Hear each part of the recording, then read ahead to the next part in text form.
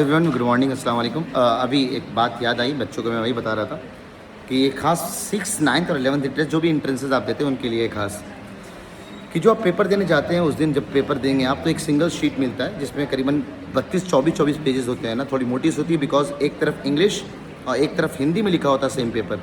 तो कभी भी कोई चीज़ आपको इंग्लिश में समझ में ना आए तो फट से आप उसको हिंदी में समझ सकते हैं because paper is same, Hindi और इंग्लिश वर्जन सेम होता है। इनफैक्ट जामिया में तो एक बड़ी खास बात, जामिया वाले तो बड़ा खुद कुछ बनाते हैं पेपर, एक ही सवाल में ऊपर इंग्लिश लिखेंगे, उसी के नीचे हिंदी लिखेंगे, उसी के इधर साइड में उर्दू लिखेंगे।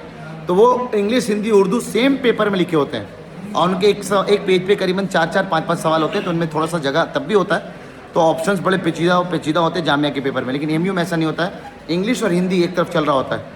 तो अगर आप रफ वर्क यूज़ करने के लिए कि सर मेरे को ना रफ वर्क करना है तो मैं हिंदी वाला पोर्शन इस्तेमाल कर लो, आप कर सकते हो बिकॉज एमयू में जो पेपर आता है चाहे 6 इंट्रेंस हो या 9th इंट्रेंस हो या 11th इंट्रेंस हो, एक पेज पे हार्डली 3 या 4 सवाल होते हैं। दैट्स वाई पेपर करीबन 24 या 32 पेजेस में जाता है।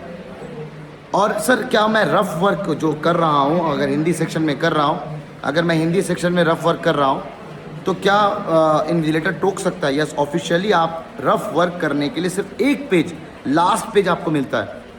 तो ऑफिशियली अगर रूल को देखा जाए तो आप पेपर में कुछ भी बीच में नहीं लिख सकते हैं from first page to the last page. अगर आप लिख रहे हैं, इनफैक्ट आप आंसर की अगर मार्क कर रहे हैं पेपर के अंदर, तो इन्विजिलेशन को आश्वासन है कि वो आपका पेपर, आपका एग्जामिनेशन कैंसिल कर सकता है। लेकिन एग्जामिनेशन इन्विजिलेटर्स जो आते हैं, इन्विजिलेटर वो लीनियंट होते हैं, आपको अक्सर मौका दे देते हैं यार कर लो कोई बात नहीं, लेकिन रूल ये कहता है। तो ध्यान रखना है, आप अपने लेवल में थोड़ा सा इन्विजिलेटर से बच करके रफ वर्क करेंगे। और रफ वर्क आपको लास्ट में मिलता है जस्ट बिकॉज कि वो सील्ड पैक होता है पेपर। और ये सेम स्ट्रेटजी हम लोग फॉलो करेंगे जब आप लास्ट के एमटीएस में जाएंगे। अभी आप 6 एंट्रेंस वाले या 9th एंट्रेंस वाले आरबीएस दे रहे हो, फिर आरबीएस जामिया का आरबीएस चल रहा है, देन जामिया का एमटीएस चालू होगा। जैसे ही एमटीएस चालू होगा एकदम पेपर का लेवल, पेपर का जो सील्ड पैक पेपर है, ओएमआर कलरफुल है, ये सब चीज़ें हम लोग सेम चीज़ फॉलो करना शुरू कर देते हैं।